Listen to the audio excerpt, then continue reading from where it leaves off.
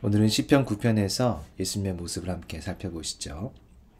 시편 9편은 다윗의 시입니다. 1절 내가 전심으로 여호와께 감사하오며 주의 모든 기이한 일들을 전하리이다. 갑자기 목이 막히네요. 다윗이 기이한 일들을 전할 것이다. 여호와께 감사하겠다. 이렇게 선포를 하죠.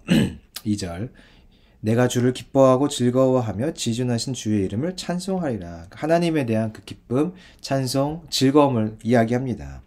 왜 그런가? 왜 다윗이 이런 말을 하는가? 자, 3절에 나오죠.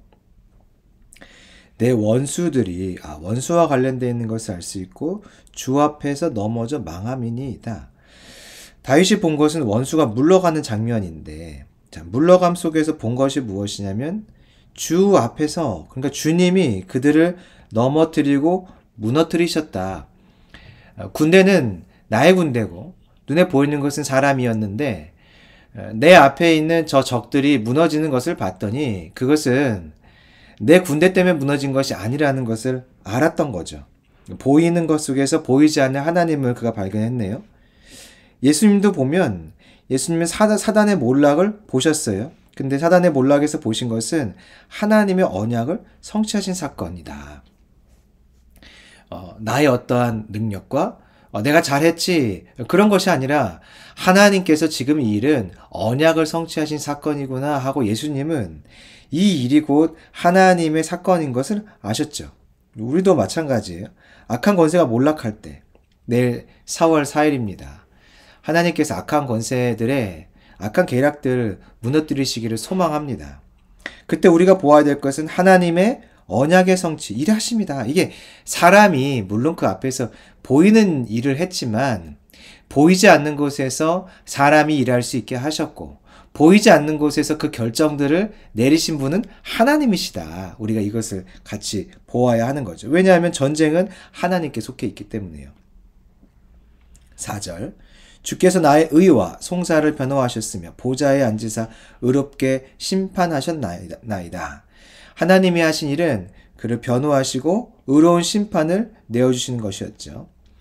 5절 이방 나라들을 책망하시고 악인들을 멸하시며 그들의 이름을 영원히 지으셨나이다. 변호하고 심판하신 구체적인 모습은 이방 나라를 책망, 악인을 멸함, 그들의 이름을 영원히 지으심. 어떻게 영원히 지으실 수 있으실까? 하나님께서 영원하신 분이기 때문에 하나님의 그 심판이 영원히 효력이 있는 거죠. 하나님의 하신 일은 책망하고 멸하고 지우신 일이에요. 예수님을 통해서 하신 일은 사단의 권세가 완전히 이름이 없어지도록 이루셨고 완성하셨죠. 그러니까 이 일은 예수님을 통해서 하신 일을 지금 다윗이 보여주고 있는 거죠. 다윗은 이렇게 악인을 멸하시는 하나님을 보여주는 통로로 쓰임을 받았어요. 그렇죠? 예수님도 마찬가지입니다. 예수님도 악인을 멸하시는 하나님을 나타내는 통로시죠. 그런데 사실은 좀 다른 것이 나타내는 통로의 역할은 순종으로 하신 것이 맞지만 예수님 스스로 그 악인을 멸하신 것도 맞는 거죠. 예수님이 죽으심으로 그 일을 하셨으니까. 그러니까 하나님의 명령을 따라서 하셨고 예수님이 자기의 생명으로 악한 자로부터 우리를 구원하셨죠. 그의 머리를 부서뜨리셨죠. 그러니까 예수님은 하나님께서 악인을 멸하신다는 것을 보여준 통로이며 동시에 예수님이 스스로 악인을 또한 멸하신 것이죠. 우리도 마찬가지예요. 악인을 멸하는 통로로 쓰임받길 원합니다. 예수의 이름을 통해서 예수의 이름을 사용하여서 우리가 직접 또 그 일을 하기를 소망합니다. 예수님 안에서 다 할 수 있습니다. 자, 6절 원수가 끊어져 영원히 멸망하였사오니 주께서 무너뜨린 성읍들을 기억할 수 없나이다. 결과적으로 영원한 멸망, 성읍이 기억이 안 되는 거죠. 원수와 관련해서. 7절 여호와께서 영원히 앉으시며 심판을 위하여 보좌를 준비하셨도다.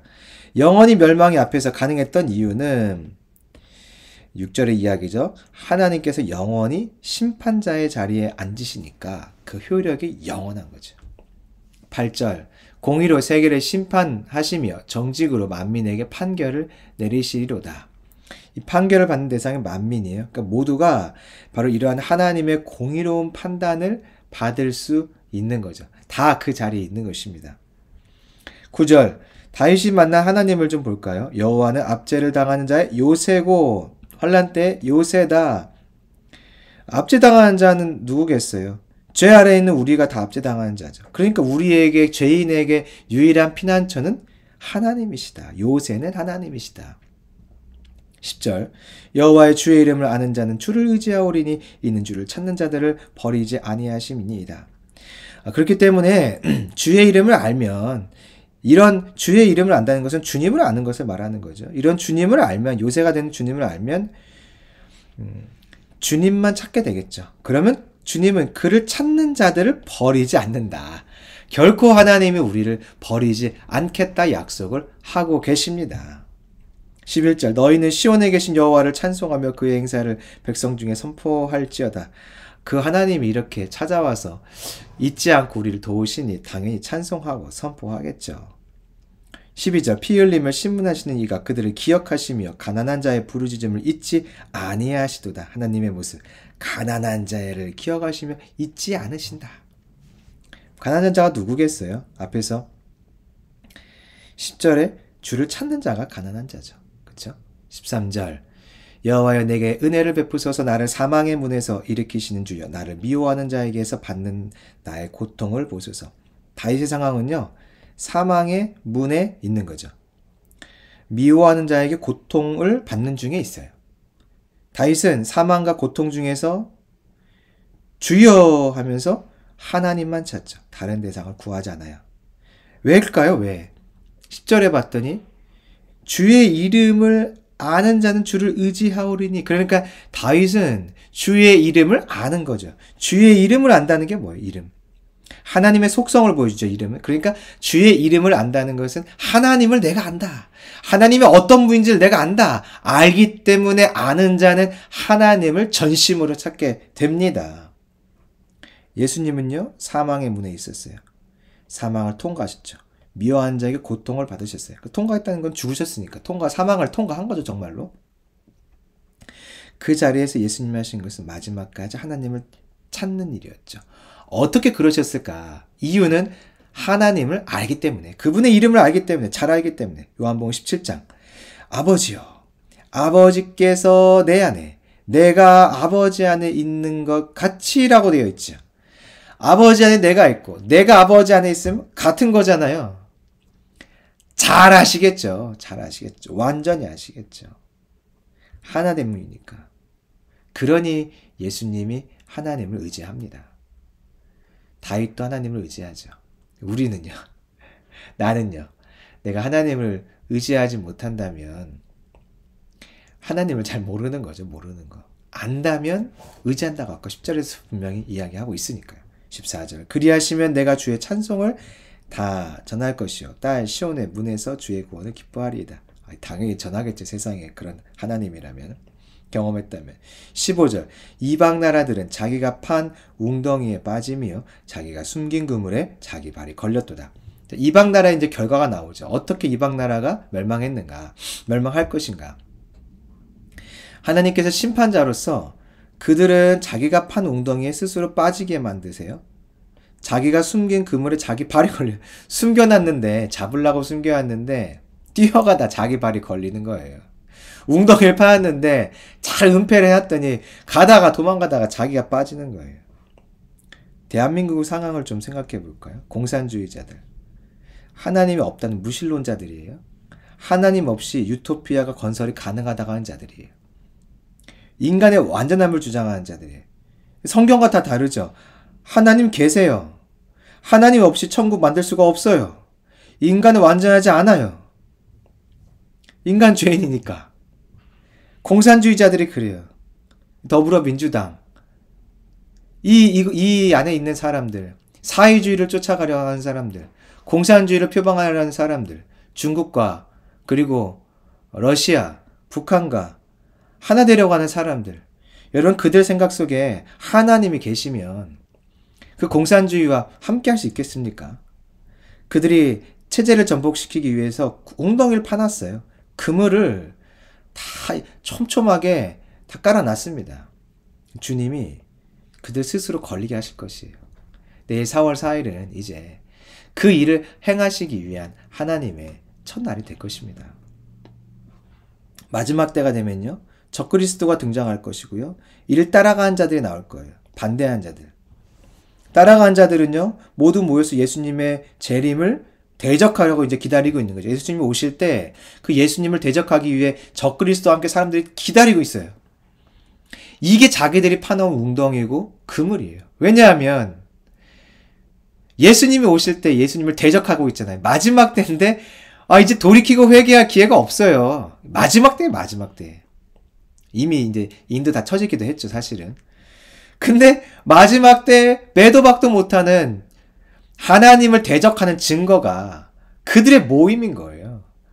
누가 거기서 하나님의 심판을 피할 수 있겠습니까? 너희들 나 대적했지. 아니요. 어떻게 말할 수 있겠어요? 그러니까 그들이 예수님을 대적하기 위해서 만군을 모으고 그리고 대적하려고 서 있는 그 자리, 그 행동이 곧 자기가 만든 웅덩이며 자기가 숨긴 그물이 되는 것이죠. 하나님은 결국 이렇게 일하세요. 16절 여호와께서 자기를 알게 하사 심판을 행하셨으며 악인은 자기가 손으로 행한 일을 스스로 얽혔도다. 스스로 얽힌다 하죠. 17절 그들은요 스올로 돌아가고 하나님을 잊어버린 나라들이니까 그들은 다 스올로 들어가게 되어 있겠죠. 18절 궁핍한 자가 항상 잊어버림을 당하지 아니하며 가난한 자들이 영원히 실망하지 아니하리로다. 궁핍한 자는 곧 가난한 자다. 아까 가난한 자 뭐한 사람들일까? 여호와를 찾는 자. 그쵸? 여호와의 일어나서 인생으로 승리를 얻지 못하게 하시며 이방 나라들이 주 앞에서 심판을 받게 하소서. 심판받게 됩니다. 여호와의 그들을 두렵게 하시며 이방 나라들이 자기는 인생일 뿐인 줄 알게 하소서. 심판 중에 이방 나라가 깨닫는 것이 있어요. 사람일 뿐이었구나. 사람의 생각일 뿐이었구나. 하나님의 생각을 이길 수 없구나. 무신론자들, 하나님 없다고 하는 자들이 결국 마지막에 깨닫게 될 거예요. 내가 하나님이 될 수 없었구나. 나는 인간일 뿐이구나. 하나님이 계셨구나. 근데 그땐 늦죠. 마지막 때니까. 심판자 하나님, 왕이신 하나님을 결국 맞이하게 될 거예요. 저는 오늘 이 시편 말씀을 보면서 기억나는 예수님의 모습이 있어요. 악인을 멸하시는 하나님을 드러내는 통로로 쓰임받는 거. 우리가 복음 전하는 일 자체가 악인을 멸하시는 하나님을 드러내는 통로가 되겠죠. 나라의 위기 속에서 기도하는 일 자체가 하나님을 드러내는 통로가 되겠죠.